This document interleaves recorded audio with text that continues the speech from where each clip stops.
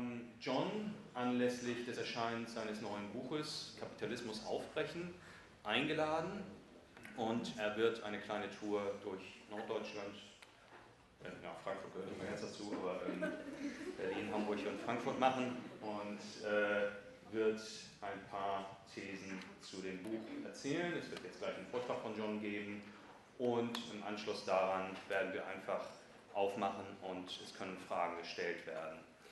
Vorab möchte ich noch darauf hinweisen, hier sind 2 Filmteams, die werden das Ganze aufnehmen. Ich gehe davon aus, dass das für alle in Ordnung ist und diese Sachen werden dann später auch im Web für eine größere Zuhörerschaft, die jetzt also hier nicht anwesend sein konnte, zur Verfügung stehen. John kommt ursprünglich aus Irland, hat lange in Schottland, in Edinburgh geforscht und war einer der Mitgründer oder wesentliches Teil der Conference of Socialist Economists, einer linken, marxistisch orientierten Gruppe, die in den 70ern und 80ern, ich glaube bis heute noch weiterhin existiert, in Großbritannien aktiv war und noch die Zeitschrift Capital and Class herausgibt. Er hat wesentlich mitgearbeitet an dem Ansatz, der sich offener Marxismus oder Open Marxism nennt und in den letzten Jahren seit 1991 in Mexiko lehrt, intensiv weiter daran gearbeitet, die marxistische Theorie zu aktualisieren und einen intensiven Bezug zu den gegenwärtigen Bewegungen zu entwickeln. Ja, ich würde ihm jetzt einfach das Wort geben und dann hören wir ihn zu.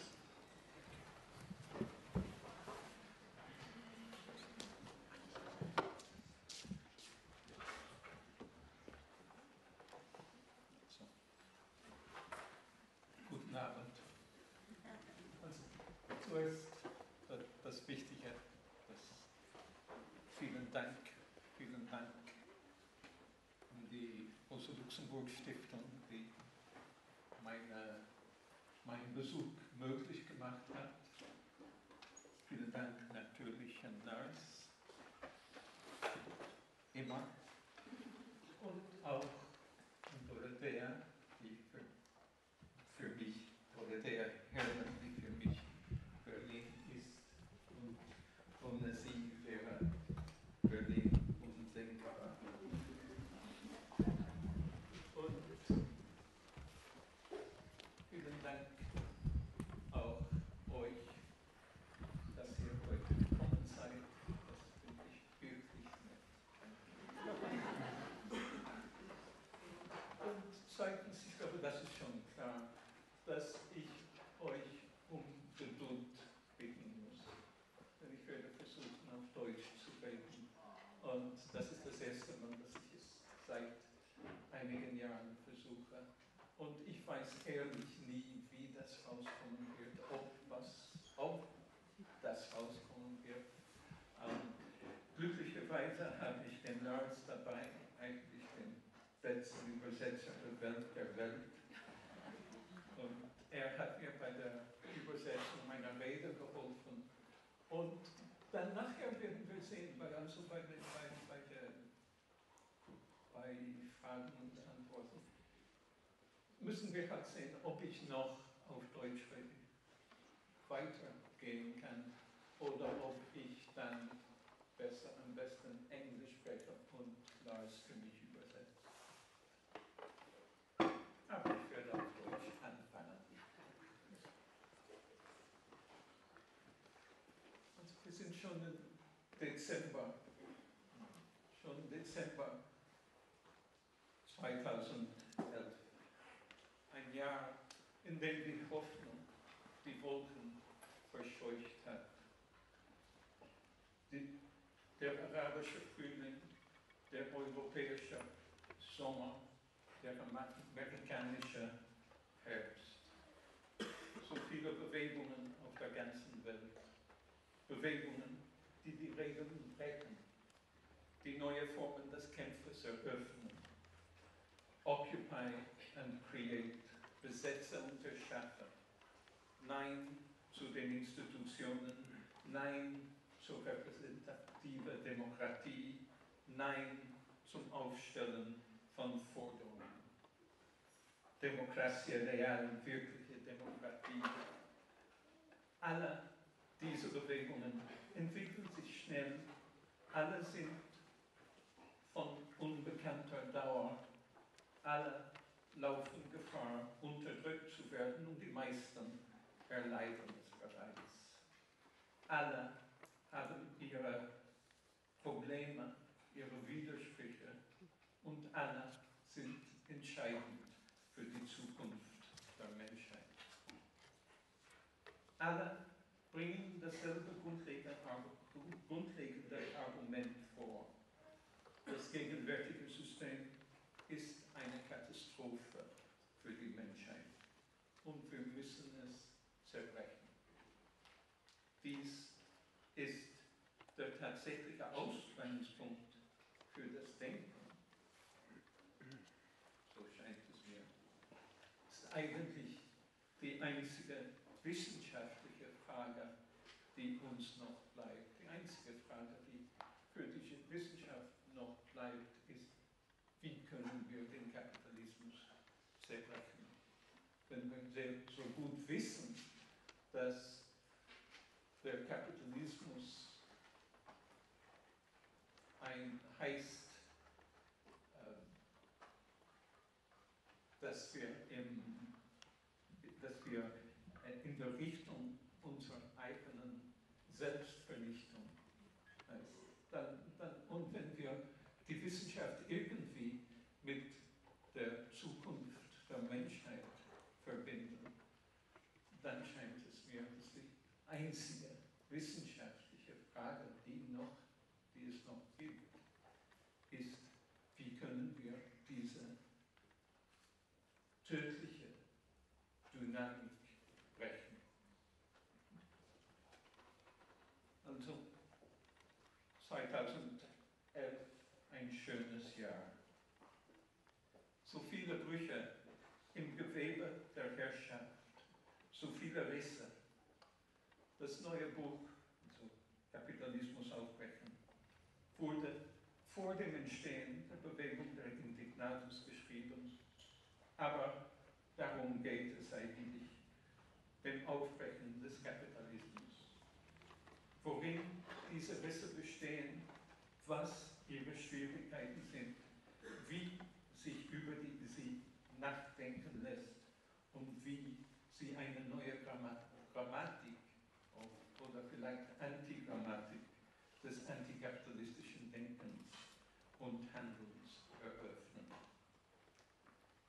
Nach der Veröffentlichung von Die Welt verändern, ohne die Macht zu übernehmen, im Jahre 2002, gab es eine weltweite Diskussion. Viele, die meisten Reaktionen waren negativ, wie absurd, wie lächerlich. Natürlich müssen wir die Staatsmacht ergreifen, um die Gesellschaft zu ändern. Aber die interessantesten, die intelligenten Reaktionen, die mir am besten gefielen, sagten, ja, fantastisch, das wussten wir schon. Aber was können wir tun? Was können wir tun? Wir wissen ja, dass wir irgendwie die Welt verändern müssen, ohne die Staatsmacht zu ergreifen, ohne uns in diese schmutzige Politik einzugehen. Das wissen wir schon. Aber wie können wir das machen? Und das neue Buch gibt die Antwort.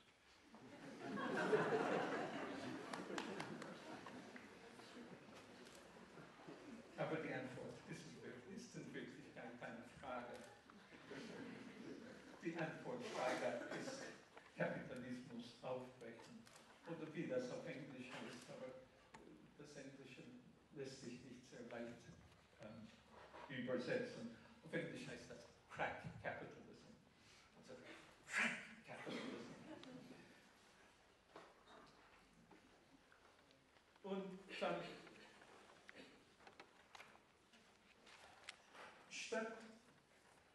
statt uns also, das Argument des Bundes ist letztlich dies, statt uns die mögliche Veränderung der Welt als Akkumulation von Reformen vorzustellen und statt an eine zukünftige Revolution zu denken, sollten wir eher die radikale Veränderung der Welt als die Schaffung, Vervielfältigung und Zusammenfließen von Brüchen oder Rissen im Gewebe der kapitalistischen Herrschaft.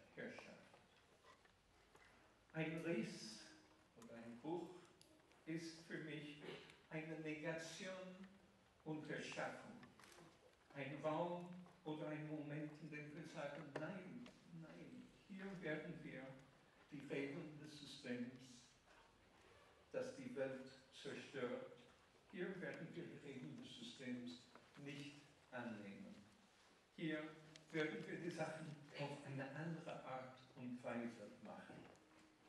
Wir erschaffen also eine Art No-Go-Zone, ein Gebiet, in dem wir dem Kapital sagen, bleib draußen, hier herrschen die Menschen. Für mich wäre Chiapas das klarste Beispiel dafür. Also ich denke, vielleicht weil ich in Mexiko wohne, denke ich sehr oft an die Zapatisten für meine Beispiele. Und wenn man die zapatistischen Gebiete weit betritt, kommt man an einem Schild vorbei, auf dem steht, schlechte Regierung, bleibe draußen. Hier herrschen die Menschen. Und innerhalb des zapatistischen Gebietes erschaffen sie eine andere Art von zu leben, mit ihren eigenen Schulen, ihrem eigenen Gesundheitsdienst, ihren Verwaltungs- und Rechtssystemen, ihrem Netzwerk autonomer Gemeinden.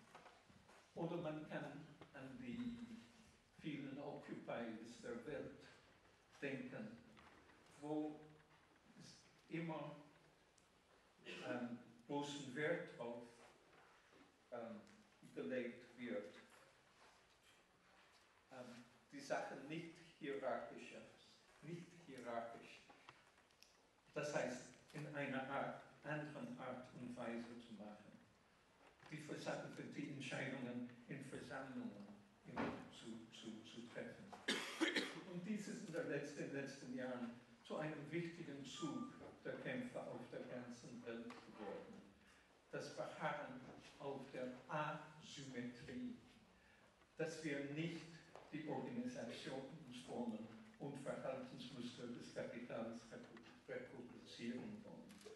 Wir wollen sie nicht reproduzieren, weil sie hässlich sind, weil sie scheußlich sind und weil wir wissen, dass wenn wir die Organisationsformen des Kapitals reproduzieren, dann reproduzieren wir auch das Kapital.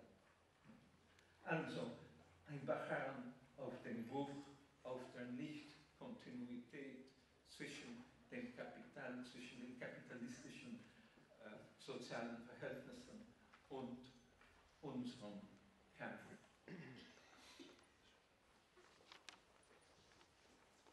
Aber man braucht nicht an die Zapatisten oder die Occupy-Bewegung zu denken. Dieses Negieren und Erschaffen ist tief verankert in dem kapitalistischen Alltagsleben. Denkt zum Beispiel an eine Gruppe von Studenten, die zusammenkommt und beschließt, dass sie sich nach dem Ende ihres Studiums zusammentun werden, um nach einer Lebensweise zu suchen, die unpassend ist, die nicht ins System reinpasst. die sich gegen das herrschende System wenden.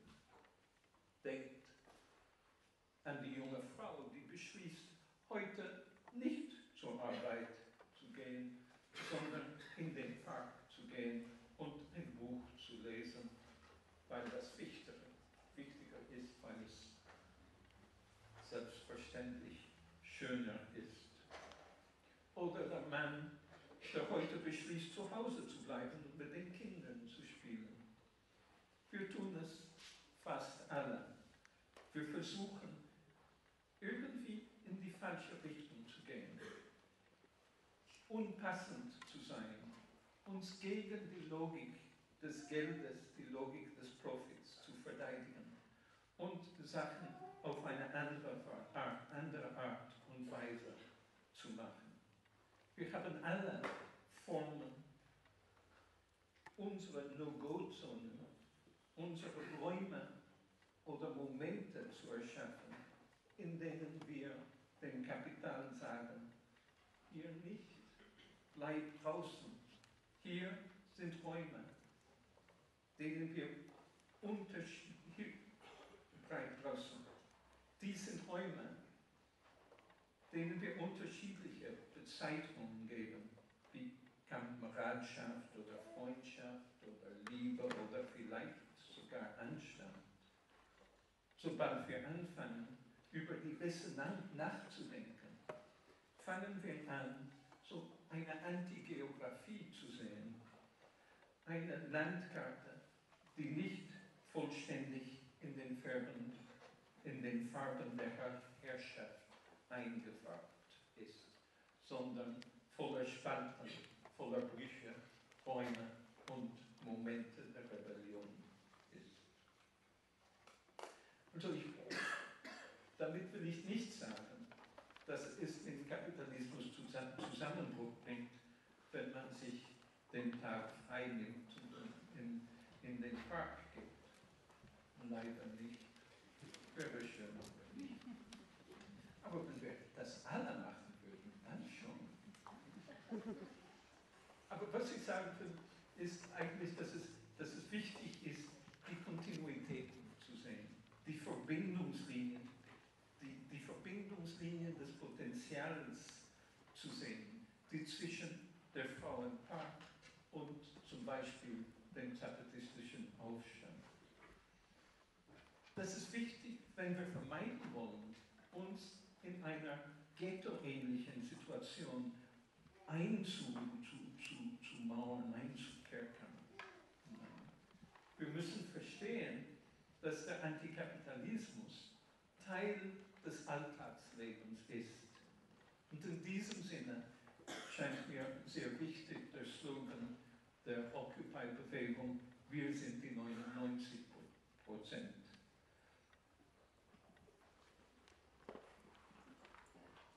Also zuerst ist es wichtig, diese Räume, diese Momente des Andersseins zu feiern. Aber es ist auch wichtig natürlich, sich ihrer Probleme bewusst zu sein. Die offensichtlichste Schwierigkeit besteht in staatlicher Repression und Kooptierung. Viele Rebellionen, wie friedlich sie auch immer sein mögen, werden einfach mittels Polizeigewalt unterdrückt.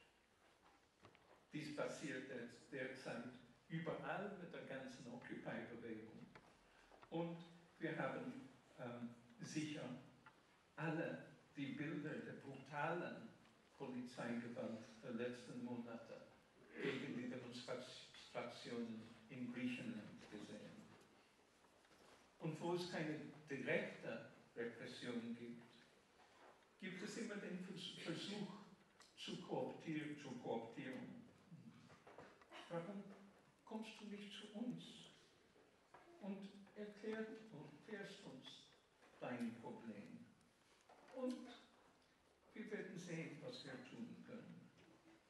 Was wir tun können, um dich ins System zu integrieren. Und das bedeutet immer, dass die in den Rissen entwickelnden Organisatorinnen unterlaufen werden. Weil eine wichtige Eigenschaft der Risse ist, dass sie sich grundlegend antistaatlich sind. Antistaatlich sind, gegen den Staat gerichtet. Sie wenden sich gegen den Staat.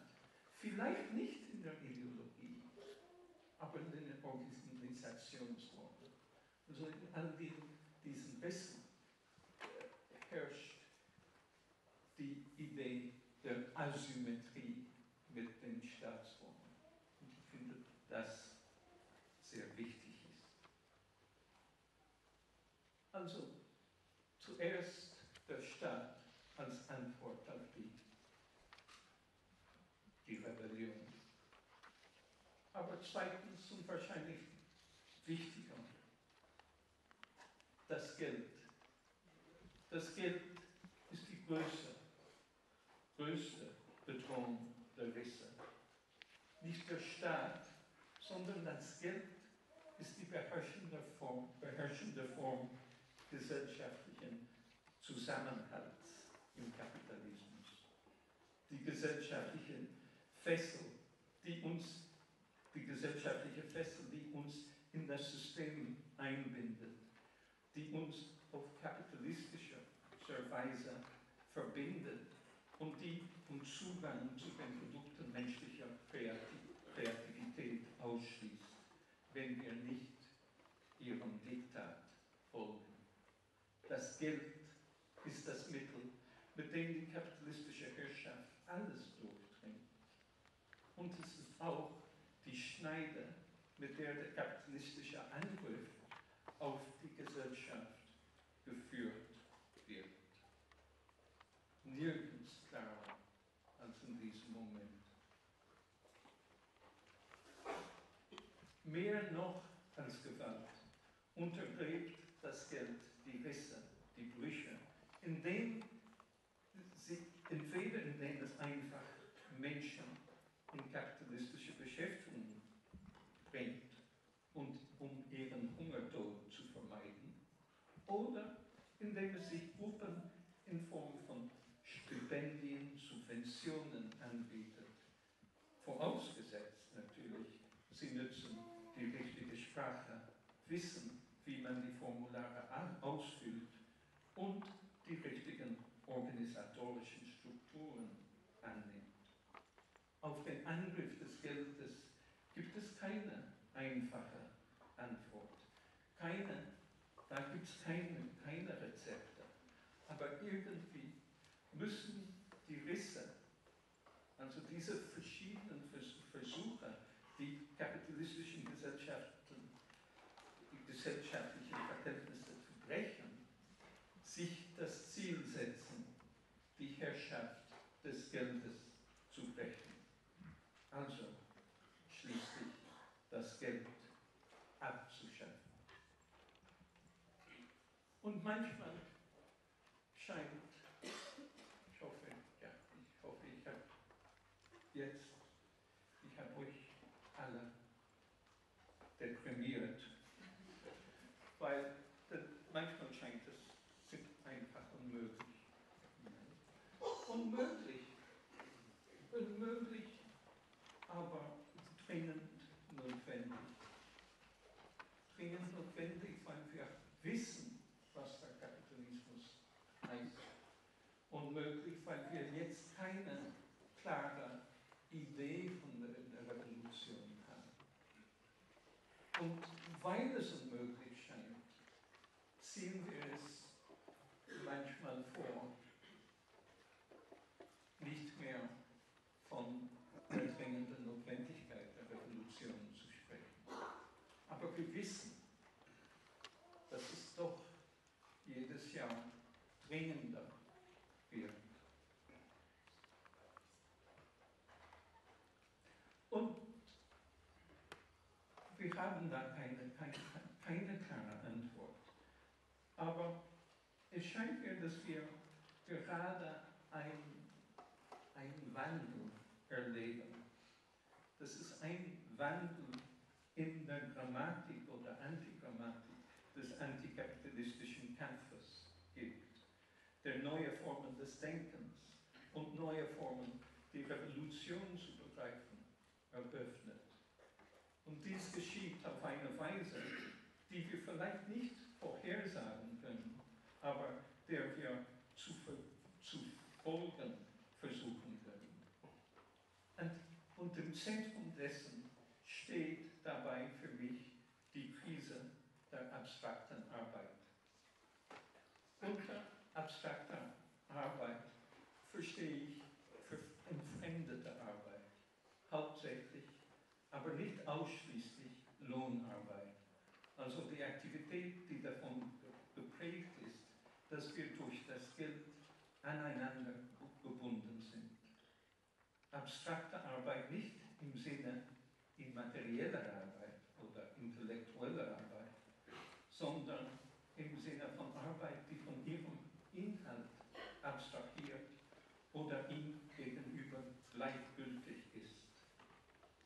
Dies ist die Arbeit, die den Kapitalismus erschafft. Dies ist die Arbeit, die sich in der Krise befindet. Dies trifft hinsichtlich zweier Aspekte zu.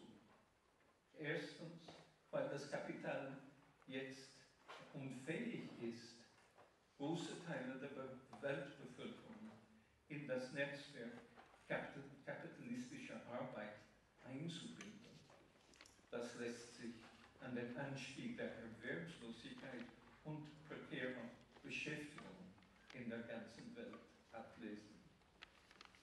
Und zusätzlich gibt es von Seiten vieler Menschen eine bewusste Ablehnung dessen, was kapitalistische Arbeit beinhaltet.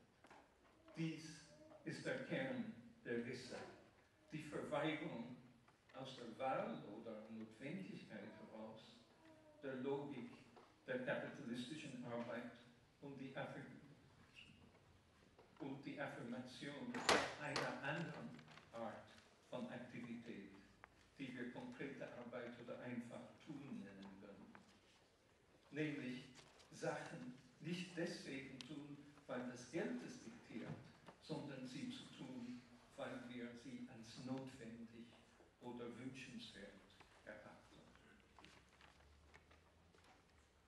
Dies ist nicht nur für die Aktivität selber im engen Sinne wichtig, sondern weil abstrakte Arbeit die Grundlage einer ganzen Weltsicht ist.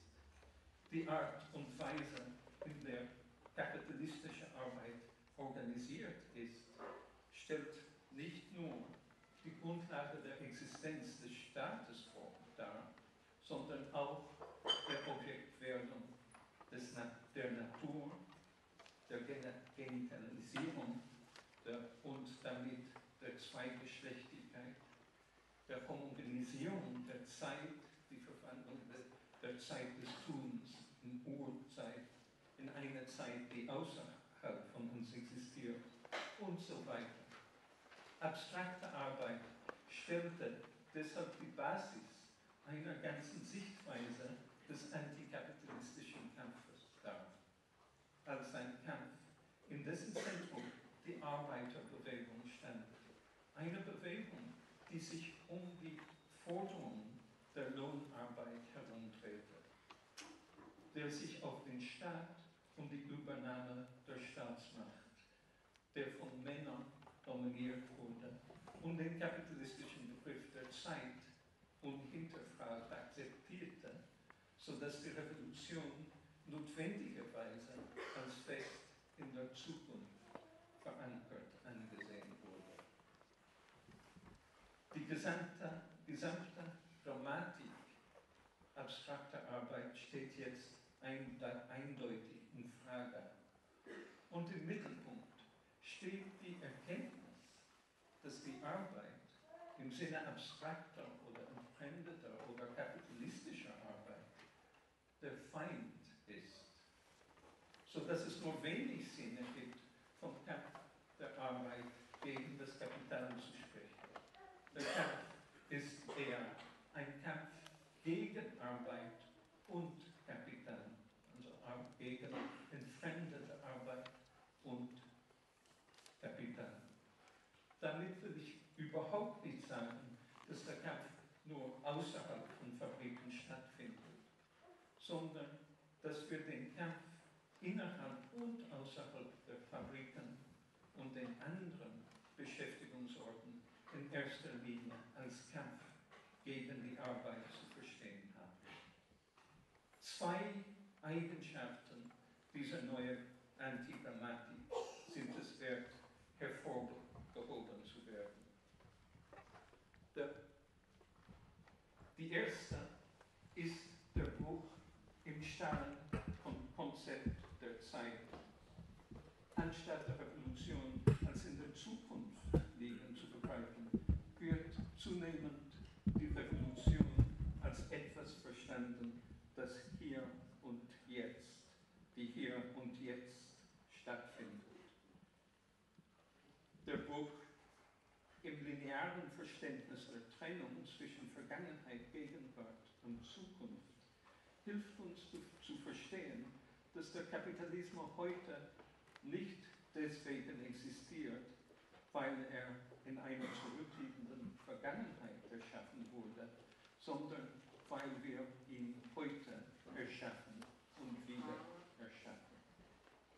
Und dies verändert die Frage der Revolution vollständig. Die Frage der Revolution ist nicht mehr, wie wir dieses ungeheuerliche System abschaffen.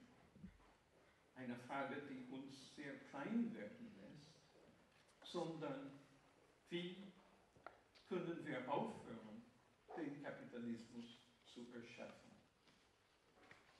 Und die veränderte Frage gibt uns natürlich keine Antworten, aber sie eröffnete neue Wege, darüber nachzudenken.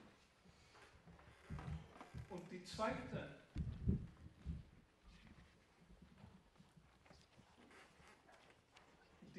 Eigenschaft dieser neuen Grammatik des Antikapitalismus,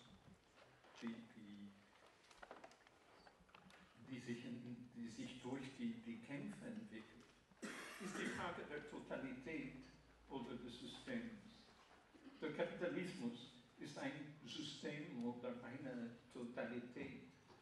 Und es herrschte vorher gemeinhin die Vorstellung vor, dass die Revolution bedeuten würde, dass sie durch eine andere Totalität oder ein anderes System ersetzt werden müsste. Jetzt können wir sehen,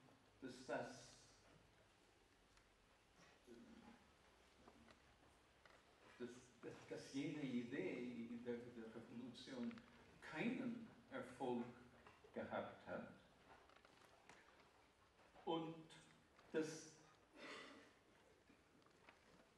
wir können sehen, dass die Art des Begriffs, also die Idee von der Totalität, eng mit der Organisation menschlicher Arbeit als abstrakter Arbeit in Verbindung steht, sodass der antikapitalistische Kampf jetzt in Form einer Bewegung, einer Vielfalt von Besonderheiten auftritt.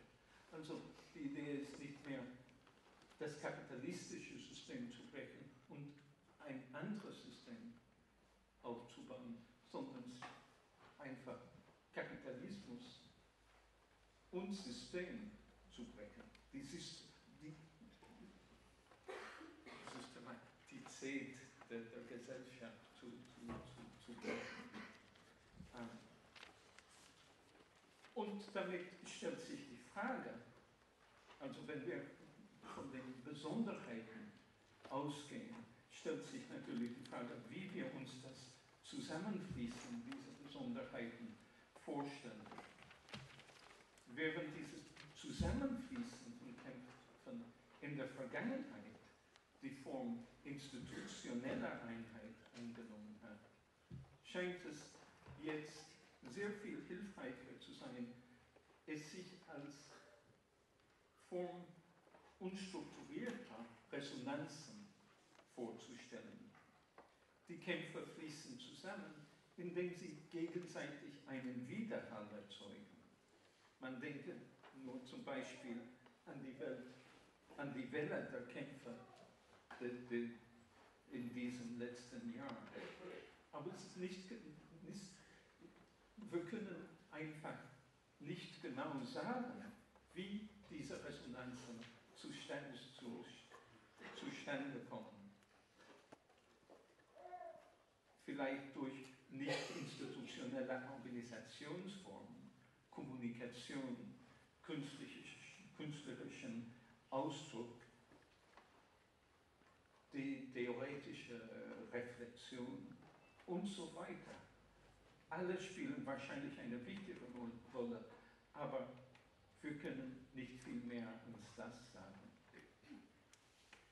Also eine Antwort, eine klare Antwort auf die Frage, wie wir die Welt verändern sollen. Eine klare Antwort, die eigentlich eine Frage ist. Aber die besten Antworten sind in Wahrheit Fragen.